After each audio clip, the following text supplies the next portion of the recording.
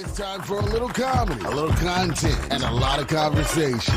It's the Geno Jones Show, exclusively right here on YouTube. And now here's your host, Geno Jones. Hey, Showtime. What's happening, everybody? Geno Jones, Showtime. I'm coming to you. Yes, I am. And I come to you live Monday through Friday, 7:30 p.m. Eastern. So that is a new start time if you haven't watched the show in a couple of months. Summer's over, but maybe you took a long summer vacation. 7:30 p.m. on the East Coast. 6:30 Chicago, everybody on Central Time. Live in Los Angeles and Las Vegas and everybody out on the West Coast. 4:30 p.m., the Geno Jones Show, brought to you by KojoLLC.com. If you're looking to buy or sell a home, Courtney Johnson, 843, area code 543-4022. So if you live in the Carolinas, South or North Carolina, North or South Carolina, 843-543-4022. Tell everybody you know to subscribe to the Geno Jones Show YouTube channel. Call to action, call to action.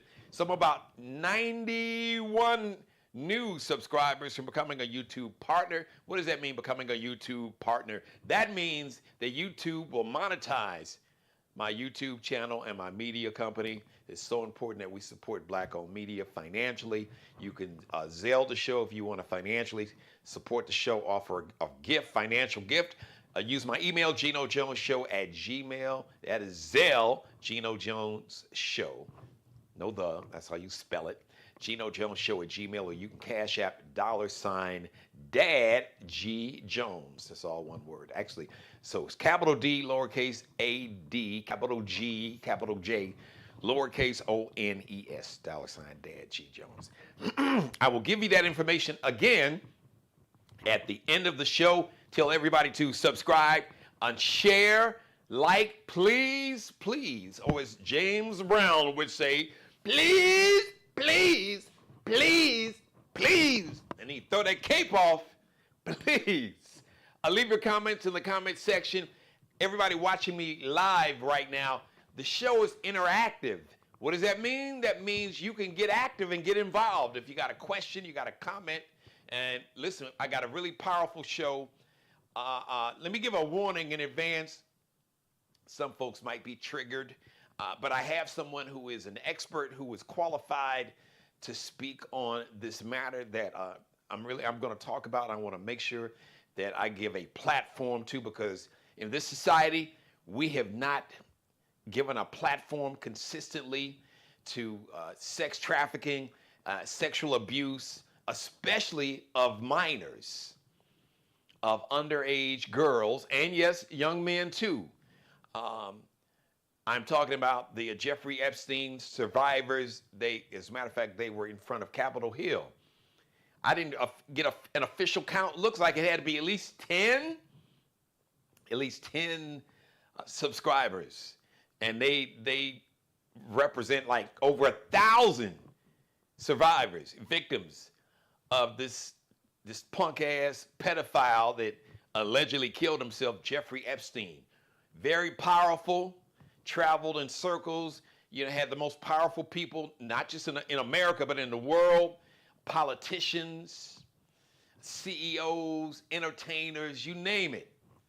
And so these women are very courageously, they've come forward trying to get justice. One of the women, Virginia Jeffrey, she committed suicide. You had some women that talked about they were 14 years old when they were raped by Jeffrey Epstein, sexually assaulted by Jeffrey Epstein, and Ghislaine Maxwell, who's in a prison camp. She ain't in like a hardcore prison. They kind of moved her to like a country club that they call a prison. So I saw this, and I heard these stories of these women who were all teenagers, as young as 14, 16. Let's think about it. If you got a daughter, you got a granddaughter, you got a niece, think about when you were 16. Think about maybe your sister. You a baby. You are a child. Your brain is not even fully formed until you're 25. 14, 15, 16, 17.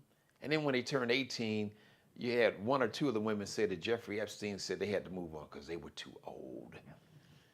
And one woman was forced to basically go out and get and bring other young teenage girls her age to Jeffrey Epstein, because Jeffrey Epstein threatened to kill her or her family if she didn't go and do what he said. And she said she saw pictures of all these powerful people, presidents, and picture of Donald Trump that was on his desk. And so many of us have heard the stories, but listen, release the Epstein files. So we know that this whole charade about sending the military to Chicago and you send them to LA and you got the National Guard in DC, that is a distraction from a box of cereal costing $10 and people about to lose their health insurance and their SNAP benefits, food assistance, and student loans or Pell Grants, and a lot more. Cost of living going through the roof, trying to, militarize, like the dude is the president Xi of China, this military. And the funny thing that these men who want to control the military, now I don't know about President Xi, I never heard he was in the military, but we know the orange dude, you punked out. But my focus today is I want to focus the survivors, and I want to make sure that I'm doing everything I can and I use this platform to elevate the stories of survivors. Because I guarantee you that there are survivors, you may even have survivors in your house. Unfortunately, I have survivors in my own family. I think I heard a stat, one in 5 women are going to be victims of rape. Man, we got it. And I'm not even focusing on the men that's doing the rape and the sex trafficking. I'm talking about the men, those of us who are not doing that. We have got to do better in terms of ending this culture, putting an end to this mentality, calling it out, confronting it, stopping it, doing whatever we need to do. So I saw these women and I heard these stories, and it made me so angry and it pissed me off. But I wanted to bring somebody on the show whose really life's work is supporting survivors and victims, domestic violence, sexual violence. You've seen her on the show along with her husband, Butch Kennedy. Lisa is truly an angel. She's got a nonprofit. They just like a week ago, I think almost a week ago, no, it was Tuesday. So maybe 8 days ago, I'm ready to bring her on camera. But they just last week opened this beautiful new facility and home for survivors of domestic violence and their families. And it is just an amazing, amazing facility here in South Carolina. Lisa Raheem Kennedy, I'm bringing on camera right now. Hello, Queen, thank you. Let me just say this, everybody. I literally called this woman maybe a little over an hour ago. And like I said, she's running this facility. She is constantly on call 24/7. She gets calls literally in the middle of the night, women and their family, women with their children, women who don't have children in distress, literally running for their lives. And this woman you see on camera always answers the phone, always. She's even, she's been a guardian angel and assisted one of my family members that's unfortunately had to deal with some trauma and violence. So Lisa, thank you for coming on. And I guess my launching point is, I know you said, we talked earlier off camera, you got to see some of the conversations, some of the women that told their stories. I watched it all purposely. As a matter, first of all, I was in the car listening to it, and then when I got to my day job, I went back and I rewound, like the DVR. I rewound everything so I could actually see. I wanted to see these women. I wanted to see their faces, even though most of them had on sunglasses. But I wanted to see them. I heard them, but I wanted to see them tell their story. And you could just see the anxiety, pain, anguish, but in some cases relief that they realized that they were not alone, and there was strength in numbers, and that finally, somebody listened to them. Somebody believed them. Somebody heard them. They were heard. They were seen. They were validated. So I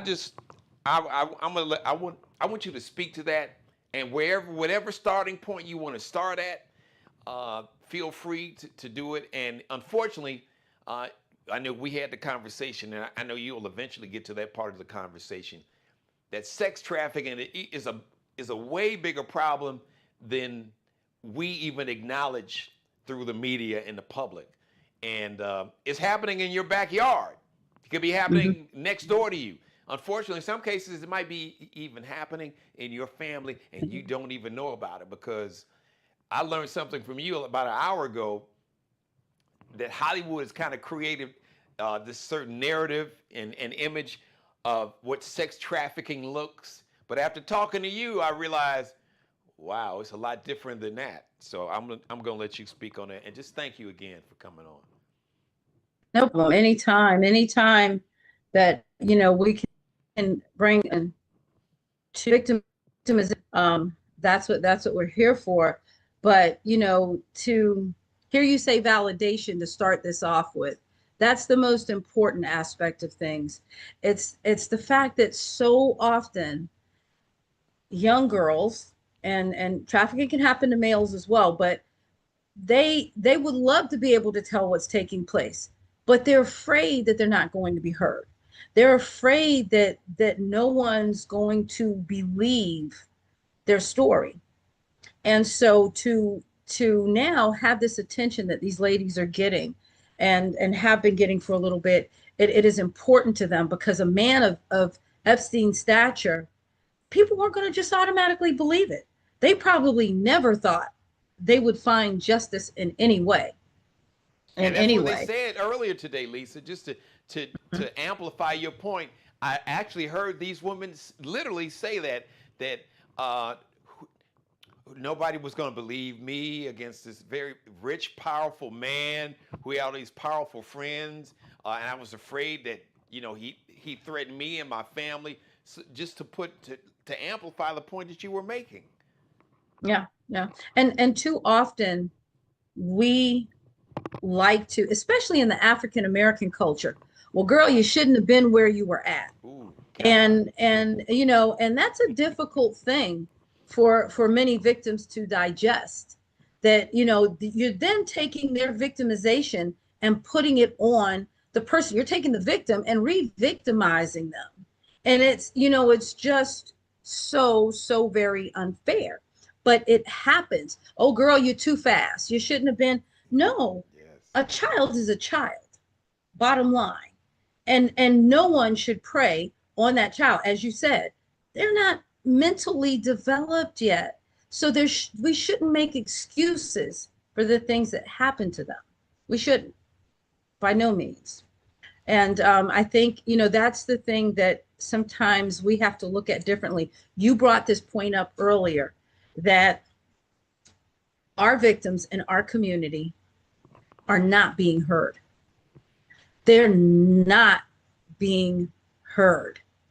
And you hate to take it to the race. To this point, great minds think alike, or maybe your mind is really great when it comes to this, because I looked at all the women who spoke today in front of Capitol Hill, and only one woman was Black.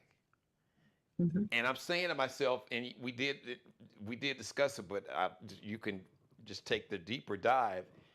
Personally, when I got to my day job, and then I got a chance to look at these women on TV and see the women who were gathered, who were all survivors.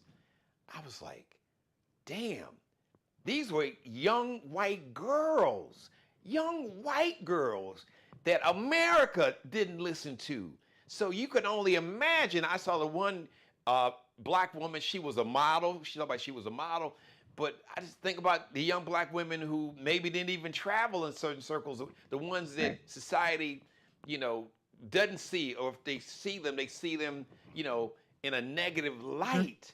So I'm like, my God, we hear so many stories about, you hear the stories about the young blonde girl that's missing, and you'll see the Today Show and CNN, but there are probably millions of, unfortunately, or thousands, many thousands of young black women that are missing every day, and you never hear a peep about it. Mm-hmm. And that's the sadness of it all. It is hard for us to get movement on investigations. There's, it's always, oh, well, maybe she just went to a relative, or, she'll be back soon. And there's not that aggressive investigation that there should be. We look at R. Kelly, we look at how he openly pretty much held these young girls in his home and showered them, groomed them, showered them with gifts. And it took a long time before law enforcement was willing to listen to the families and that wanted to bring their girls out and to help them. It goes on in our smaller communities more than we think, And that's something that my husband and I, every summer, we work alongside law enforcement at a summer camp where we talk to these young kids about grooming so that they understand that oftentimes when you have this adult that's obsessed with them and buying them expensive gifts, those gifts do not come for free. There's usually something attached on the other end. So I want you, so you were talking about grooming, if you don't mind, for the young people who are watching and for the parents, maybe give some of the signs, because it may seem obvious, but then again, it might not. And you can kind of pivot and segue into, you shared a couple stories. One about, a young woman who actually was living at home with a parent, but still got involved because I guess the person was powerful. So I'll let you share that story. As a matter of fact, you shared a story about a young woman and a young man, which is why I was saying earlier, Hollywood has kind of got the narrative. It's a sex trafficked person, a young lady, run away, or somebody kidnapped her, and she was taken away. That does happen. There's an international sex trafficking going on, but sometimes it's local, and sometimes it might even be going on with that young woman or that person who's living at home with a parent. Please, if you don't mind, share that story, those two stories, if you don't mind. And in this story, the young girl, 13 years old, was coming home every day after school. She was going to bed at a usual time, but her mother would later find out that she was leaving out of the home in the wee hours of the morning. The person that was trafficking her would entice her to come out and to meet with him. And the mother did not know what was taking place. And one day she became upset with her daughter, and some signs just said to her, check her cell phone. And when she looked into the cell phone, she saw a video of 3 adult men having sex with her 13-year-old daughter. And she was appalled. So she began to question and ask, how, where, who, what. And she found out that her daughter would actually leave out of the window at night whenever she was summoned by him. And then he would basically take her out to have sex with other men. They also found out when the mother did go to law enforcement, they did somewhat of an investigation, and they found that in text messages and in correspondence, He was actually asking her to bring another friend to one of these rendezvous. So there was the potential for another victim in this. The mother would ultimately end up leaving the area before there was any arrest or prosecution or anything because of her daughter's story not really being validated by law enforcement. In other words, it was always a what if and why and this and the other. And so the mother became very frustrated with the fact that, you know, why is my child being treated almost like a perpetrator? And so, and at one point, the daughter was sent away to a home for youth that are trafficked.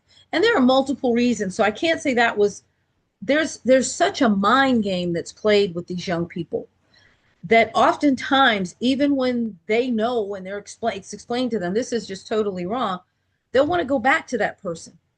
So sometimes it's almost like deprogramming them.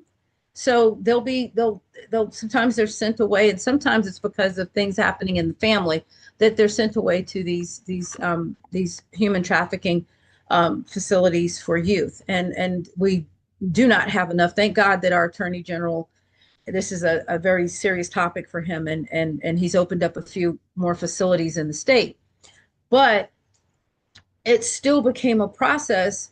And then can you imagine someone has held over your head that if you do not cooperate with me, I will share this video.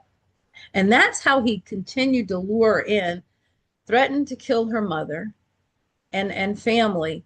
But that video was the biggest shame for her because she didn't realize that he wasn't going to show the video because, of course, he would go to jail. But that 13-year-old hadn't figured that out. And so that's why we work hard to educate that those gifts that he bought her to lure her in, this doesn't have to be every child. If you start to teach your kids now that if there's an adult that just seems to always want to be around you, play games and buy you things, you've got to be very careful because those are the early warning signs of trafficking. And this young lady might not have endured that if she had that knowledge that, you know, everything that this person claims he's doing for me is not being done because he cares. And then the other caveat to that is that drugs are often used to keep these kids. Once they introduce them to drugs, then the kids start to like it and they come back for it. So that's another tool that's used. Wow. And it happens to young girls and young boys, young men. You told a story about a young man. Yes. That this made national news, and it's one of the stories that we've used year after year to educate our kids on trafficking. The young man, what was his name? Do you remember the name of the story? I'm asking my husband, of course, he's sitting in the room. TJ Mitchum. And there was a young man, he was wonderful at football. He was being scouted by numerous college coaches. And on the night that there were a number of the scouts coming in to watch him play football, he killed his mentor, stabbed him with a knife. And the reason that this teenager did this was because he was groomed by that mentor. His mother fully trusted the mentor. The guy came off like, you know, I really want to be a father figure to your son. He was at all the football games. He would have him over to his house. He had all these games that this young man loved to play, made those available. Another key thing for kids, bought him expensive gifts, introduced him to weed, and was constantly there for him. There were no signs that this young man was gay. Not to say anything's wrong with that. He had a girlfriend. But this trafficker, I will call him, ended up forcing him to quit the relationship with his girlfriend. Wow. Just limited him from so many things. And how he was able to do that was one day he got him really high and they were joking around. And he got real close to him and he kissed him. And he had his camera up, did a selfie. So now I've got a picture of me kissing you. I'm a man. Wow. You're this macho football player. Yeah. So then later on, he would hold that over his head that I'll put this on social media. I will ruin you. And so then he was able to entice him into the bedroom where he had hidden video cameras. And so now Oh my he God. has additional footage that he can hold against him. So he told him, I want you to quit your girlfriend. This young man ended up breaking off the relationship with his girlfriend. And basically, everything that he wanted this teenager to do, he could blackmail him into doing it. My God. And so we have to say there are wonderful mentoring programs out there. We're not saying, and my husband has one as well, that mentoring programs are not good. But I think that you can tell when some things are extreme, because most mentoring programs are not going to allow a lot of one-on-one time with your child. Yes. It would be mentoring groups, conversations that you're going to have full knowledge of if they're one-on-one, and opportunities for you to be present when you feel the need, or knowing that others are present when your child is in that program. Yeah. So, you've got to really, if you look at it, if something doesn't look right, pay attention to it. If it doesn't feel right, pay attention. We've got, and have these conversations with kids. We have internet that can explain to you the grooming process, that you can sit down with your child and go over the grooming process so that they do not have to endure the things that these young girls in this Epstein case ultimately ended up. And just because someone has a lot of money or a lot of status in the community doesn't mean that they're doing the right thing all the time. That's true. Lisa, I want you to address something that I know is really uncomfortable. I can just speak for our community as a black person in America. But when someone, a trafficker, someone that is abusing a child, a teenager, is in your family, how do you address that? Well, Because a lot of times it goes ignored, people are in denial. Speak to that for me, please, because I think that's a really important conversation that collectively everybody, not just our community, everybody needs to have. But I know it's a conversation I really feel that, just we need to have in our community, and we can't fix other folks. They got to fix themselves. We start by, my grandmother would say, Jeannie, if somebody else goes and jumps off the bridge, you're going to go jump off the bridge too. So we can't focus on what other people, just because other people are doing something wrong, that is no excuse for us when we know right from wrong. And I can tell you, I have numerous friends that have had relatives that have preyed on them. And so it happens. And I've had relatives that have made advances to me as a teenager. And I was fortunate enough. I was able to go to my grandfather, and my grandfather handled his business. And, he handled his business. And so I'm grateful for a grandfather that didn't question me. He believed me. And that's the important part, is believing. The thing is you can believe and investigate. You don't have to run out there and grab someone and choke them right then and there, but you can show that loved one that, guess what? I hear you. Now let me look into this, because the truth will reveal itself. It truly will. If you look, you will know the signs of a pedophile in a second. As a matter of fact, I've heard many people say that when someone came to them, the light bulb turned on because they remembered various things that took place that indicated. You can tell by the way a person devours another person in a room. I mean, most men aren't sitting up there looking a child up. You'll know the signs. I was going to say, share, because everybody doesn't know. So if you don't mind, share those signs, because they might be obvious, but for some people, they might be so obvious, and because it's a family member, they may dismiss it. So thank you for that. But I think it's so important. So please tell us, share those signs. What should we You really be know, looking for? someone said to me the other day, they said that, you know, my mother never allowed us to sit on a man's lap. Okay. I don't think there's anything totally wrong with a child that might walk over to a relative, a grandparent, or whatever, and just sit on their lap. But pay attention to that individual that's constantly beckoning a child, and then all of a sudden feels uncomfortable if you walk into a room. But the other thing is, if you educate your child on good touch, bad touch, then you'll also be able to go back to that younger child and find out if what you think may be going on is truly going on. And if it's a family member's child, then if you suspect it, talk to that parent. Don't accuse that person yet of anything, but talk to that parent and say, have you ever talked to your child about what, you know, bad touching is, and educated? I think maybe you need to just have that conversation, because I had it with my kids. And then if it has to be looked into, then that way, a lot of times that child may already be ready to come to you and say, hey, so and so did this. You know, you've got individuals that seem to stay in the space of a child that even sometimes makes the child uncomfortable. And we talk to that at Camp Hope. If you've got that teacher or that person that every time you turn around, they're pulling on you and hugging on you and pulling you closer, you can politely say to them, please don't do that. And you can move away.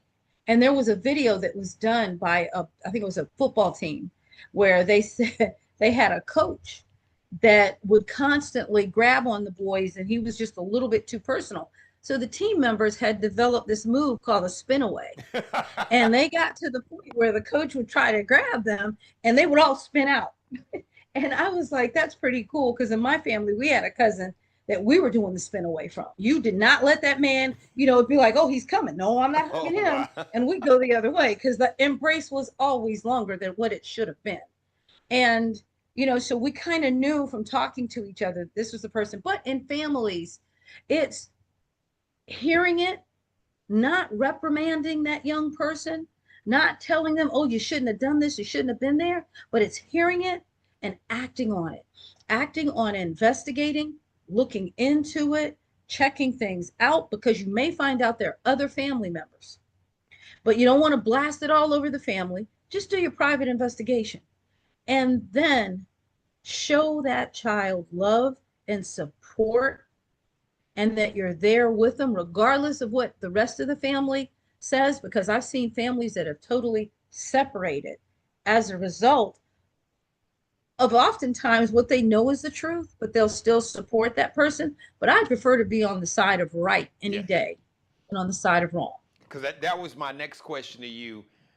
When do you take it to that next level to where it's like, all right, listen, we're gonna have a come to Jesus conversation here. So some of y'all might get mad and not speak to me, but and some of you all know what's going on and what I'm about to say. But when do you have to have that hard conversation and say, like you said, I'm choosing right, and I'm going to choose protecting this baby over us being family. If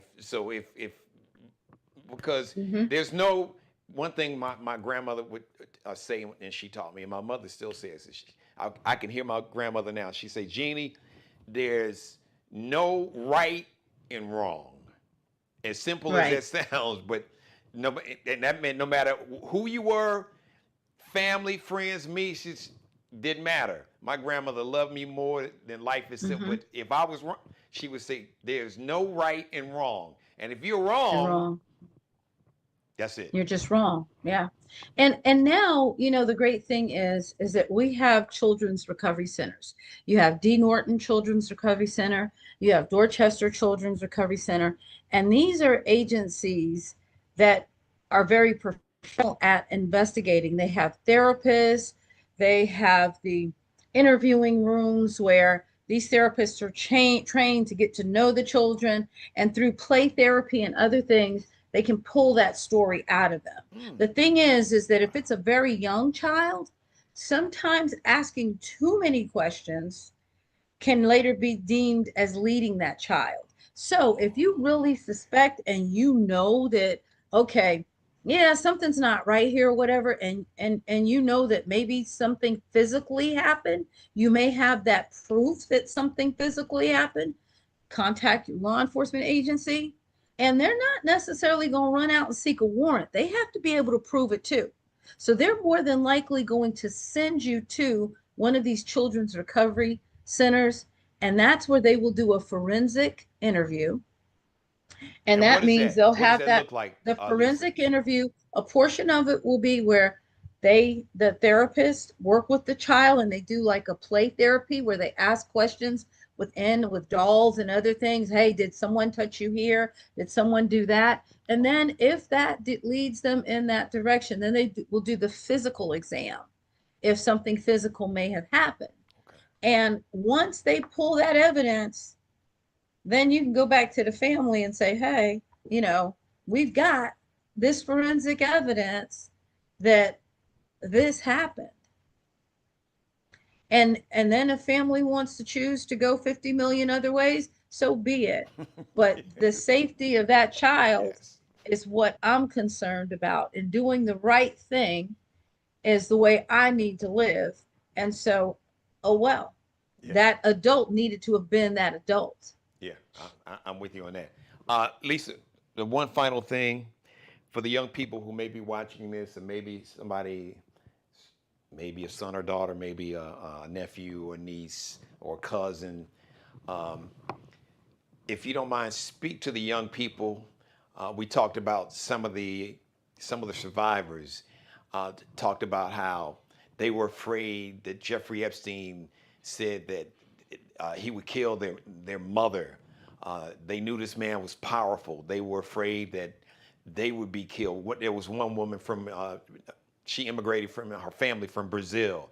She was so afraid. She said she was afraid that because she knew Jeffrey Epstein was so rich and powerful, and all these powerful friends and men that she had seen in this environment, that they would kill her family back in Brazil. So this fear is used as a weapon. If you don't mind, what would you say? Speak to young people who may be living in that situation that they're trapped. They feel trapped because they feel this person maybe is even more powerful than their mother or their family, or they come from a broken home or whatever. What would you like to say to them? Well, as I said before, oftentimes that threat, once again, it's used to control, but they also know that many times they're not going to act on it. It's a means to just silence you. And just like I said, in sharing information, oh, I'll plaster this video of you all over the world. Well, no, it only incriminates them as well. But when it's a threat to harm someone else, the thing is that it's better to warn your family of the possibilities and let them act on it, because things can be carried out in a quiet manner. Yeah. In other words, if you get the authorities there and they believe in you, because the other thing is, if the authorities don't believe in you, then it's not going to get to that person. But if it goes to the point where there's a full onslaught investigation and the authorities believe in you, they can set things up so that they can further investigate and go ahead and handle the matter, so that at least you're not looking over your shoulder for the rest of your life. Yeah. Because that's what essentially happens when you allow someone to take total control of your life. Then you're always looking over your shoulder. And as a parent, if my kids were going through something like that, I would want to know. And the reason why I would want to know is because I will do whatever I need to do to protect my children. They are grown now, but they know I am a phone call away. And as long as they're in the right, Mama's coming, and I'm bringing an army with me. So, understand that. And I truly believe that most parents are like that. They will help you find the proper route. And if you're watching this show, if you get in touch with Geno, he's going to send you to the people that he knows and navigate. And I don't care what state you're in, there's going to be somebody that will help you. And that's why we see all these human trafficking agencies popping up, because they realize the threat. They realize how hard it is to get out. So they're prepared in these human trafficking situations to move people. So they can even do that. The family that I talked about earlier, she ended up moving. She ended up moving for multiple reasons. But if the burden gets too hard to bear during the process, contact law enforcement, contact your human trafficking agencies. Every state has one now. Talk it out. Talk it out. Lisa, And nobody has. finish your thought. I'll tell you where I No, was. I'm fine. I'm good. I just wanted to share with you and tell you why I was laughing, because you were telling the story about your adult children. You say your daughter, your adult children. The conversation that you have with them basically is like, look, I don't care what it is. Just know that, like I said, I'm paraphrasing, I will bring an army with me or fight an army. I literally, before I came on camera, when I got in the house, Allie came in behind me and I had that conversation with her, and she knows that. But I looked at her, I put my arms on her shoulder, and I looked there in her eye, and I basically told her, I said, listen, you ever find yourself in a situation that's dangerous or whatever, somebody tells you that, oh, we'll kill your family. I said, listen, I don't care who it is. It can be the president, the pope, the prime minister, or Jesus Christ. I said, there's nothing or nobody. If I find out anybody wants to harm you, and she knows this, I said, they got to come through me before they ever get to you. Mm-hmm. So that's what we said. I started. And what's that movie with I literally just had that Liam Neeson, where his daughter is trafficked, and he's all over the place going in. I'm like, okay, I feel that most parents feel that way. We do have some things in our African American community, but for the most part, I do believe that if you reach out for that help, that somebody in your family will hear your cry. And if you can't get it in your family, then look up human trafficking. I do not have their hotline number handy, but they have a hotline number. Just put in human trafficking, a hotline number will come up.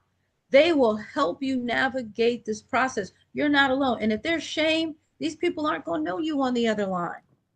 So you don't have any shame with them. That's good. And they can work to get you to where you need to be. Even if you are a child, they are used to dealing with youth, because unfortunately, that's the market. Those are the ones that are preyed upon. It's our youth. Lisa Kennedy, Palmetto Hope Network. Did I get that right? Yes. Yes. You can find this organization online. If there's any woman that ever finds herself, God forbid, in a dangerous situation where she and her children, or if it's just maybe she doesn't have children, it doesn't matter. Just any woman that finds herself in a situation, a dangerous situation, is trying to escape a violent situation, or maybe a situation where there's sexual abuse, anything. Lisa is just beyond a wonderful resource. She's just a wonderful human, and this is a mission. This is her purpose. It's her life's work. This is her profession. She's skilled at it. She's got all the credentials, but she's got the compassion and the heart to help people. So the Palmetto, and the husband to back it up. Yes, to back it up. Right. You've seen them together with Butch on the show.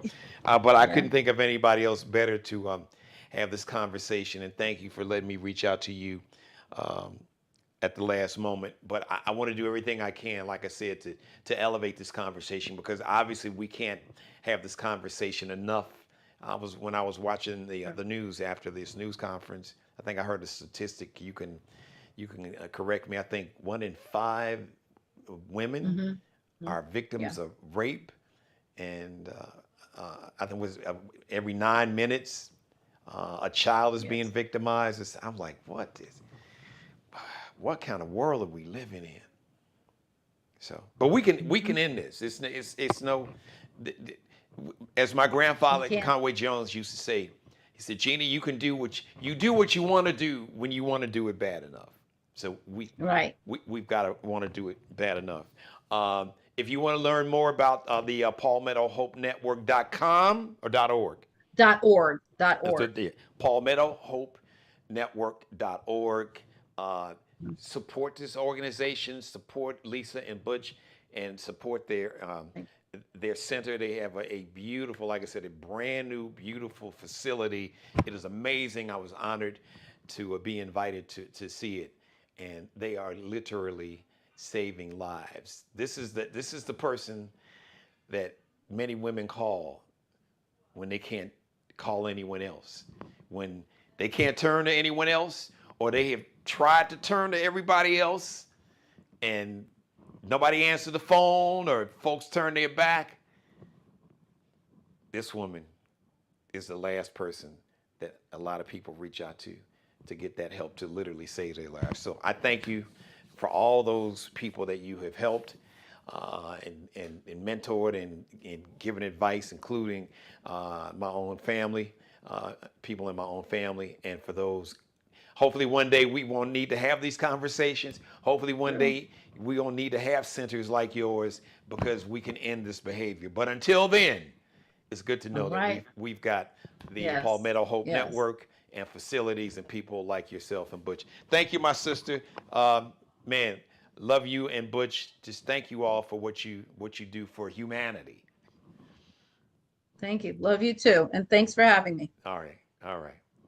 She is just, man, just such a beautiful person, beautiful sister, her and her husband. But you've seen them both on the show. And this was a very important conversation I had to have. Hey, Rosalind, thank you. Thank you for your feedback. Good conversation, Geno. Thank you, Mother, and everybody else watching. Please leave your comments in the comment section tonight. Really important that I hear from you. Once again, the show is interactive, so anytime I have a guest like that, or me, if you got a question or comment, jump in the chat room. I'd love to hear from you. Monday through Friday, The Geno Jones Show, 7:30 p.m. Eastern, 6:30 p.m. Central, 4:30 p.m. live in Los Angeles and Las Vegas. Everybody on the West Coast, tell everybody you know to subscribe to The Geno Jones Show YouTube channel. Subscribe and share the show. Like screenshot, grab some of the video, make it go viral. Lisa gave some really great guidance, some great information, tips, things you could do, signs to look out for, and just even for the young people who may find themselves, who may be in a situation, unfortunately, where you are a victim of a pedophile or an adult. You just taking advantage of you being sex trafficked. There's hope and there's help. And there's people that will listen to you, that will hear you, that will believe you, that will see you, that will validate you. You, all of you. No shame, no guilt, no judgment. That will do whatever they can to get you the help that you need to get you out of that horrible situation. All right, listen, thank you, everybody. The next live edition of The Geno Jones Show is going to be Thursday. The Geno Jones Show brought you. Oh, Thursday, Courtney's Corner. Tomorrow, yes, Courtney Johnson back, KojoLLC.com. The Geno Jones Show is brought to you by KojoLLC.com, KojoLLC.com, KojoLLC. That's KojoLLC, KojoLLC.com, KojoLLC.com. If you're looking to buy a home, looking to sell a home, Courtney Johnson, give her a call, 843-543-4022, 843-543-4022. If you would like to support the Geno Jones Show financially, first, I'd love to have you as a sponsor. I like KojoLLC.com. We'd love to have you as a sponsor or advertise on the show. Shoot me an email, GenoJonesShow@gmail, Geno Jones Show, Geno Jones Show @gmail. I'll give you all the information you need. Set up a meeting so we can talk about you becoming a sponsor and becoming a part of the Geno Jones Show family. If you would like to support the show financially, you can do that also with your financial gifts and contributions via Zelle. Use my email address, GenoJonesShow@gmail, once again, or you can Cash App. So Zelle is GenoJonesShow@gmail. Cash App, $ Dad G Jones. $ capital D, lowercase a, lowercase d, capital G, capital J, lowercase ONES. All right. Shout out to Markell Bailey, the official barber and hairstylist for the Geno Jones Show, the CEO of Designer Cuts here in the Charleston, South Carolina metro area. Check him out on Instagram, on IG, Kel B Cutting Up, KELBECUTTINUP, and Allie Jones, the official wardrobe consultant and stylist for the Geno Jones Show. She is the CEO of LX.NCL. So check her and her Lexi Jones collection at LX.NCL. That's LX.NCL_. Check her out on Instagram. You can find her on Instagram, on IG. Thank you, everybody. I love you. We'll see you live Thursday, 7:30 p.m. Eastern Time, 6:30 p.m. Central Time, 4:30 p.m. out on the West Coast on Thursday. Subscribe and tune in to the next episode of The Geno Jones Show, exclusively right here on YouTube.